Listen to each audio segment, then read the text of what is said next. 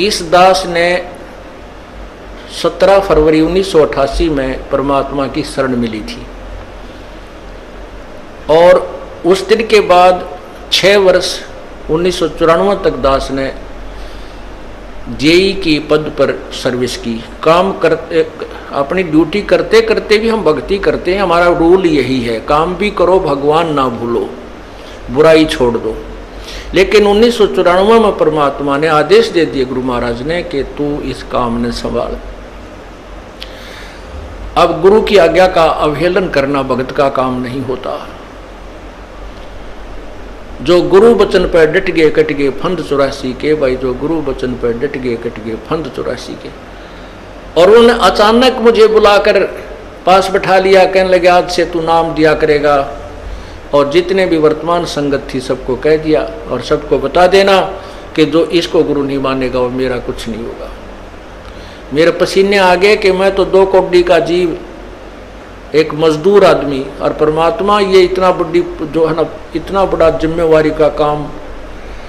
और उनके पुराने पुराने भक्त निरे थे, लाल कपड़े पहन कर बाबा जी भी बन रहे थे, उनके साथ रहा करते। उनको सबको निकाल दिया था उनकी त्रुटियां देख जाकर। हमने नहीं पता था कि हो रहा है क्या इनका मालिक का उद्देश्य है। जब वो 104-5 साल की उम्र थी उस महापुरुष की, हमारे पूज्य गुरुदेव की। और कहा मैं तेरे साथ रहूंगा। और तीसरा शब्द एक दिन कहा था कि रामपाल तेरे सब बराबर इस संसार में संत नहीं होगा, पूरे विश्व में तेरे बराबर संत नहीं होगा। अब इस दास का और संत का के मेल था। हम तो भगत थे, दास थे, भगवान की भक्ति करते थे, अपनी नौकरी भी करते थे, बच्चे भी पालते थे। अब कहते हैं साध वचन पलटे नहीं, चाहे पलट जावे ब्रह्मांड, उनका वचन नहीं पलट सकता। उन्हें जो कह दिया सो कह दिया। तो वही ये फल गया। नहीं हमारी तो घर के ना सुने थे, शुरू में अकेला नाम ले रहा था। बालक भी तो बालक छोटे थे, वो तो घर जैसे कहूँ था मान जाए थे, उनकी माँ नहीं माने, फिर मेरे माता पिता नहीं माने। अगले भाई पुरानी लाग कुकर छोड़ना, बड़े साके में पा आया। फिर परमात्मा से अर्ज करी, धीरे धीरे वो समझन लागे।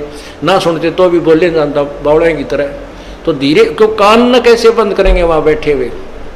तो ये ऐसा निर्मल ज्ञान है, एक बार अंदर गया सुबह कैसी सिरंजा जानते काम करेगी दवाई।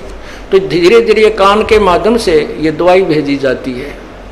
और आज देख लो रंग ला दिया परमात्मा ने। उस परम पिता पूज्य गुरुदेव जी की शब्द शक्ति से सब काम चल रहा है।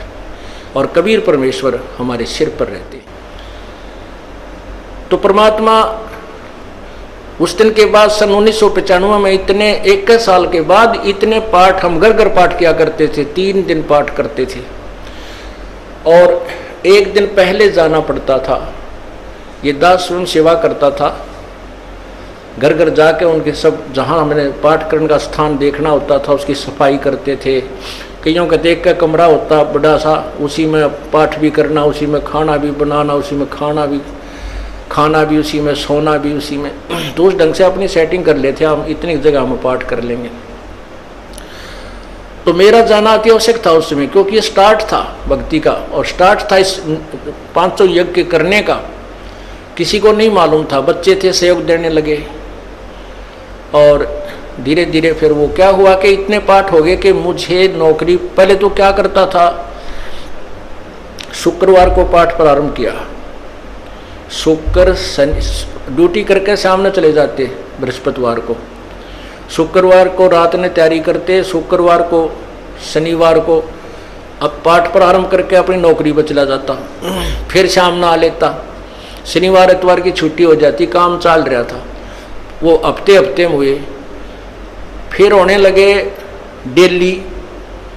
अब अफसर भी दुखी और मैं भी दुखी, तो फिर उस दिन रिजाइन कर दिया परमात्मा के नाम पर। 18 साल की नौकरी होगी थी मेरी। हालांकि कुछ और भी हमारे साथी कह रहे थे भाई अभी 2 साल और डट जाओ आपकी पेंशन बन जाएगी। वाह भैया पेंशन तो करा कितनी बार होगी, जो पेंशन ई बनेगी ना या कद्दे नहीं बनी थी या असंख्य जन्मों की पेंशन बन जाएगी। तो वो तो इस बात को नहीं समझे थे, उन्हें तो मुझे मूर्ख ही समझा। और दास की सौभाग्य था कि मुझे नौकरी या मजदूरी मिल गई भगवान की। और उसकी पुण्यात्माओं को दलदल से निकालने की।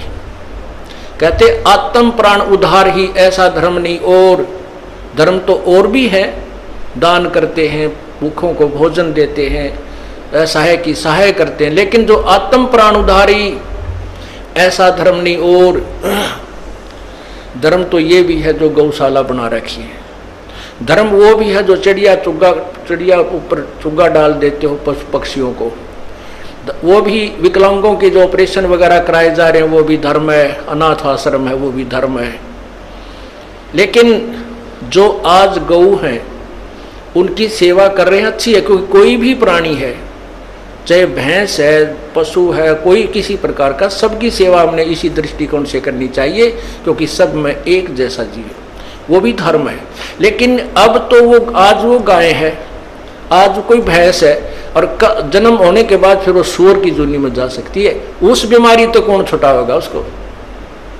तो ये ज्ञान, ये भक्ति, ये आत्मा इस जीव को उद्धार करेगी। वो फिर 84 लाख योनियों में नहीं जाएगा, या तो मनुष्य शरीर होगा, नहीं सतलोक चला जाएगा। तो कहते हैं आत्म प्राण उद्धारी ऐसा धर्म नहीं। और तो इस दास को ये आत्म प्राण यानी जीव आत्मा के उद्धार की मजदूरी मिल गई, और सहरस शुक्र मनाता हूं प्रभु आपने कैसे दया करी 2 कोटि के जीव पर। और ऐसे निर्मल भगवान की महिमा, ओए होए होए, जिसके नाम लेते हैं रूंग रूंग खड़े हो जाते हैं। उसके बाद परमात्मा की ऐसी महिमा हुई, अब मुझे इतनी खुशी होती है। कैसा निर्मल समाज तैयार हो रहा है, बीड़ी शराब मांस तंबाकू उसको देखकर भी राजी नहीं है। अब ये पुण्यात्मा दोनों हाथों दान करते हैं, और हम पहले लूटन पर लगे रहा करते थे, पाप बढ़ाते थे, ये माया साथ नहीं जानी थी कि इतना नरक इकट्ठा कर रहे थे। और परमात्मा क्या कहते हैं, सतगुरु के सजदा करूं कर्म छुटाए कोटि, और जो ऐसे सतगुरु की निंदा करें फिर जम तोड़ेंगे होठ। अब जो लोग बिना देखे सोचे समझे और भक्तों की संतों की बुराई करते हैं, अब क्या बताते हैं कि सतगुरु के सजदा करो जिसने कर्म छुटाए कोट, करोड़ों पाप कर्मों से हटाकर और पुण्य कर्मों पर लगा दिया। कितने पाप कर्म बचा दिए हमारे। और जैसे ऐसे सतगुरु की जो निंदा करते हैं, कहते हैं उनके जम तोड़ेंगे होठ, यम के दूत उनके इसे लठ मारेंगे, चाहे कितने लागो, मुंह पे होठा पे। होठ इसलिए कहा कि इस पर ज्यादा दर्द होया करे, सोई भी बुढ़ी आया करे। तो कहते हैं वो जम तोड़ेंगे होठ जो बकवाद किया करते थे, संतों की निंदा करते थे। नित्यानंद जी महाराज ने यहाँ तक कहा है, भाई तू ना मानता ना, ठीक है अपना और काम कर ले और कुछ कह सुन ले, पर संत की निंदा मत करिए, ये तेरे लिए बहुत जबरदस्त पाप बन जाएगा। लेकिन जो इस मार्ग से परिचित नहीं, वो नादान बच्चे आग में हाथ दे देते, बिजली के तार को छू लेते, और ज्ञान होता सत्संग से, और सत्संग में ये काल नहीं आने देता। तो उस दिन के बाद परमात्मा की ऐसी रजा हुई कि बाग लाग गया भगवान का। और यही प्रार्थना करता रहा, परमात्मा तेरे बच्चे तुझे समझे पहचाने, दास को ये नौकरी दी है, इसमें सफल भी आप ही करोगे। इन लोगों ने तो आपको भी नहीं बख्शा था, जब जिस समय आप यहाँ आए थे काशी में 120 वर्ष रह कर गए, सारा जीवन आपके पीछे पड़े रहे। उन दुष्ट आत्मा स्वार्थियों ने अपने स्वार्थ के लिए जनता को सत्य ज्ञान नहीं समझने दिया, और परमात्मा को बहुत यातनाएं दी गई।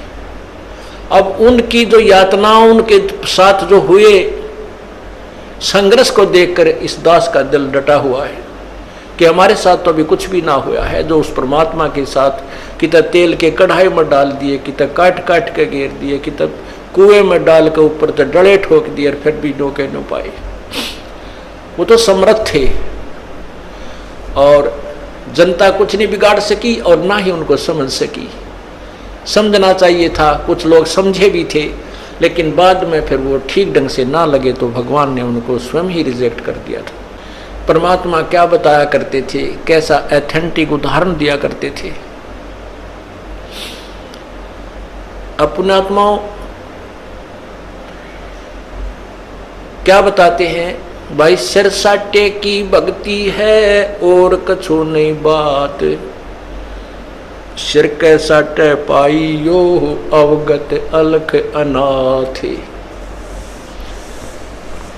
अब शीश कैसे देना है, शीश ये नहीं भाई काट के सिर चढ़ा दे भगवान के चरणों में, ऐसे नहीं। जैसे आपको परसों के सत्संग में सुना था कि गुरुदेव को समर्पण कर दिया जाए।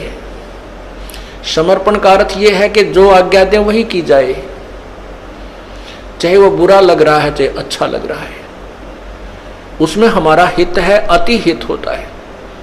और संत क्या कहते हैं, भाई बीड़ी शराब मांस तम्बाकू ये मत पीना।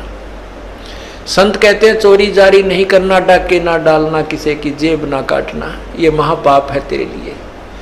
अपना करके खाना बेटा, भगवान भजना, इससे तेरा कल्याण होगा। और हम यही वचन नहीं मानेंगे तो फिर यहाँ स्कूल में आने की आवश्यकता क्या है, इस विद्यालय में सत्संग में आने की आवश्यकता क्या है। हम गलतियां भी गलती पे गलती करते रहे और फिर सत्संग में भी आ रहे हैं तो वो फेल हो जाएंगे विद्यार्थी, वो पास नहीं हो पाएंगे।